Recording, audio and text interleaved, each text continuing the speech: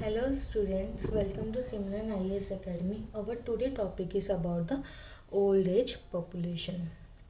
You can link this topic with GS2 paper, government policies and intervention, health issues related to elderly.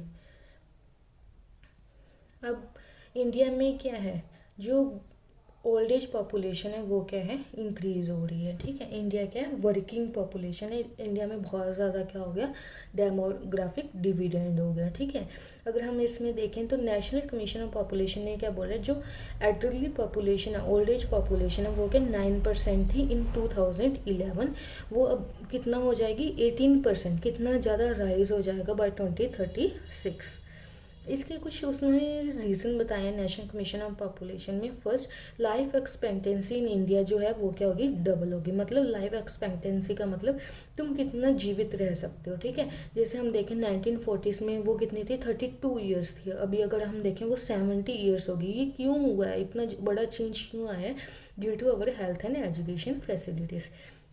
Second, इसका जो main reason बताया जाता है वो क्या है, जो हमारा फर्टिलिटी रेट है. जैसे अभी न्यूज़ आया था, जो हमारा जो फर्टिलिटी रेट है वो कितना हो गया, 2.1, नियर द रिप्लेसमेंट लेवल. ठीक है, फर्टिलिटी रेट क्या होता है, तुम कितना बच्चे प्रोड्यूस कर सकते हो. पहले क्या थी, 6 चिल्ड्रंस होते थे, अब क्या ओनली 2 चिल्ड्रंस आर कंफर्टेबल. ठीक है, वो क्या हो गया, डिक्रीज हो गया, जिसकी वजह से जो ओल्ड एज पॉपुलेशन है वो क्या हो गई है, इंक्रीज हो गई है. ठीक है, अर्बनाइजेशन हो रहा है, एजुकेशन का इन्फ्लुएंस हम बोल सकते हैं, ग्लोबलाइजेशन करके जो पॉपुलेशन है वो क्या डिक्रीज हो रही है. मतलब पॉपुलेशन, जो ओल्ड एज पॉपुलेशन है वो इंक्रीज हो रही है, जो यंग पॉपुलेशन है वो क्या डिक्रीज हो रही है, जिसकी वजह से जो आ रहा है वो क्या आ रहा है, डेमोग्राफिक डिविडेंड आ रहा है. ठीक है, जैसे इस ग्राफ में शो किया हुआ कैसे परसेंटेज चेंज हुआ. अगर हम देखें 1951 में जनरल और एल्डरली पॉपुलेशन में बहुत कम डिफरेंस होता था. अगर हम अभी देखें 2021 में जो डिफरेंस है वो क्या हो गया, बहुत ज़्यादा इंक्रीज़ हो गया है. ठीक है, अब जो इसका और भी रीज़न जैसे हम देखें तो जो पहले क्या था, जॉइंट फैमिलीज होती थी. ठीक है, अभी क्या न्यूक्लियर फैमिलीज होगी, जिसकी वजह से क्या हो गया, बहुत सारे के इसके साथ क्या प्रॉब्लम्स हैं. अगर हम प्रॉब्लम्स को डिवाइड करें, एक है सोशल प्रॉब्लम्स, एक फाइनेंशियल प्रॉब्लम्स, एक हेल्थ प्रॉब्लम्स. कितना अच्छा डायग्राम है, जिसमें सोशल भी अलग से बताया गया है, फाइनेंशियल और हेल्थ भी. सबसे पहले सोशल प्रॉब्लम्स, जो भी ओल्डर पॉपुलेशन है उनको क्या क्या प्रॉब्लम्स फेस करनी पड़ रही हैं. ठीक है, सबसे पहले feeling of loneliness, uselessness and isolated. ठीक है, पहले क्या जॉइंट फैमिलीज होती थी, अब क्या न्यूक्लियर फैमिलीज हो गई. जॉइंट फैमिलीज में क्या है, कोई भी किसी को भी बुला लेता था. ठीक है, अब न्यूक्लियर फैमिलीज है, किसी के पास टाइम नहीं होता इतना. ठीक है, जिसकी वजह से उनको लगता है कि हम लोनलीनेस हैं, या फिर हम बोल सकते हैं जैसे अर्बनाइजेशन हो गया. ठीक है, व्यूमेन भी काम पे चले जाते हैं, मैन भी काम पे चले जाते हैं. जो ओल्ड एज जो पीपल होते हैं वो सिर्फ घर पे रह जाते हैं, तो उनको लगता है कि हम यूज़लेस हो गए हैं, कोई काम ही नहीं है हमें, आइसोलेटेड वे में रहते हैं. ठीक है, जनरेशनल गैप आ गया है. थर्ड, अगर हम देखें negligence by kids toward the old parents. अभी इकोनॉमिक देखें तो हमारा बहुत ही ज़्यादा, कितना ज़्यादा इकोनॉमिक बर्डन आ गया है, तो किड्स भी निगलेक्ट कर देते हैं कि फालतू खर्चा हो गया ऐसा. Disillusionment due to retirement. उसके बाद अगर हम देखें इम्पैक्ट किसका है, industrialisation, globalisation, nuclear family structure, जो कि बहुत ही ज़्यादा इम्पैक्ट कर रहा है, जिसकी वजह से जो ओल्ड एज पॉपुलेशन बहुत ज़्यादा क्या कर रही है, सफ़र कर रही है. सेकेंड देखें फाइनेंशियल में देखें तो जो ओल्ड एज पॉपुलेशन में फाइनेंशियल के दिन उनकी डिपेंडेंस जो है चिल्ड्रन पे बहुत ज़्यादा इंक्रीज़ हो जाती है. जैसे अगर उनको कोई बीमारी लग गई, वो टोटली डिपेंडेंट हो जाते हैं किड्स पे, और किड्स के पास इतना टाइम नहीं होता कि उनको देखें. ठीक है, उनको लगता है कि वो क्या हो गया, टोटली बर्डन हो गया है किस पे, यंग पॉपुलेशन पे. सीखेंगे sudden increase in out of pocket expenditure, जैसे हेल्थ है, पहले अभी क्या होगी, डिजीज़ वगैरह लग जाती है जैसे एज बढ़ती है, तो उसकी वजह से क्या आउट ऑफ एक्सपेंडिचर बहुत ज़्यादा हो जाता है. थर्ड, क्या जो यंगर पॉपुलेशन है वो कहाँ माइग्रेट कर रही है, रूरल टू अर्बन एरियाज़ में बहुत ज़्यादा खर्चे होते हैं. ठीक है, जिसकी वजह से फाइनेंशियल बर्डन हो जाता है. और अर्बन एरियाज़ में क्या है, इतनी हाउसिंग फैसिलिटीज़ नहीं होती, इनसफिशेंट हाउसिंग फैसिलिटीज़, ये वाली फाइनेंशियल प्रॉब्लम्स. उसके बाद अगर हम हेल्थ इश्यूज़ देखें तो उनको कौन से इश्यूज़, जैसे ब्लाइंडनेस हो गया, लोकोमोटर डिसेबिलिटीज़, खुद से चल नहीं सकते, डेफनेस, सुनना बंद हो जाता है, मेंटल इलनेस हो जाती है.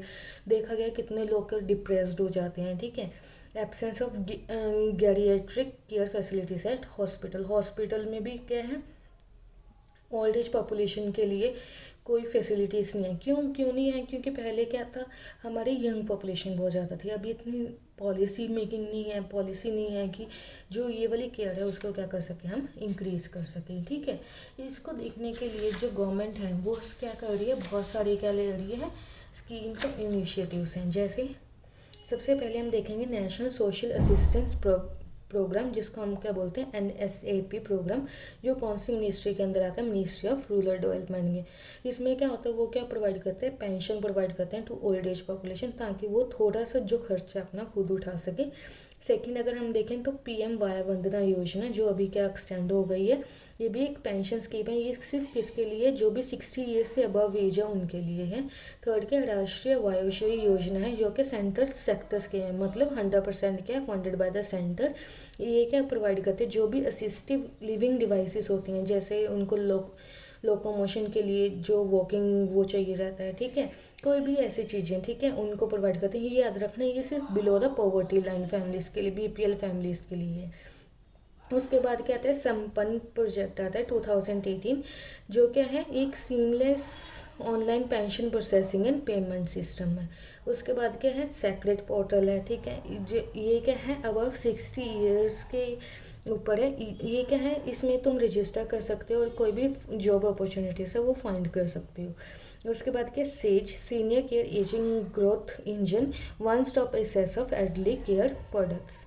उसके बाद क्या, वे फॉरवर्ड। अगर वे फॉरवर्ड देखें तो कैसे हम इनको हेल्प कर सकते हैं ओल्ड एज पॉपुलेशन को। सबसे पहले क्या, जैसे हमारी इंडियन कॉन्स्टिट्यूशन में आर्टिकल 21 क्या बोलता है, राइट टू लाइफ, इसलिए हम उनको एक अच्छी लाइफ, प्रोवाइडिंग डिग्निफाइड लाइफ। और बहुत ज़्यादा इंपॉर्टेंट है कि जो भी एक्स्ट्रा बजट, जो भी हम पेंशन दे रहे हैं, उसको क्या करें, इंक्रीज़ करें, क्योंकि अभी ओल्ड एज होम्स बनाने तो बहुत मुश्किल है एकदम से।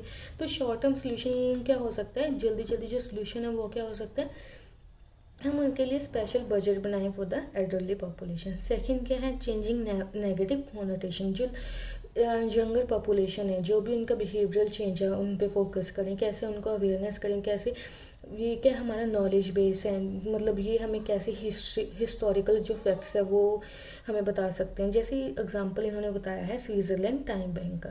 थर्ड क्या, हम क्या इनके लिए क्या ओल्ड एज फैसिलिटीज़, जैसे ओल्ड एज होम्स वगैरह बना सकते हैं, जो भी पेंशन स्कीम है उसको रिवैम्प कर सकते हैं, रीन्यू कर सकते हैं, ज़्यादा कर सकते हैं। Proactively work on the lifestyle modification, उनकी vision and hearing population accessible health care पे फोकस कर सकते हैं। ये बहुत ज़रूरी है, क्योंकि इंडिया में क्या ओल्ड एज पॉपुलेशन क्या है, अब इंक्रीज़ कर रही है as comparative to young population. अभी ही से ही हमें चाहिए कि हम इनके लिए क्या करें, स्टेप्स उठाएं और पॉलिसी मेकिंग जो है वो ज़्यादा डाइवर्ट करें किसकी तरफ, ओल्ड एज पॉपुलेशन की तरफ। Thank you for listening the video.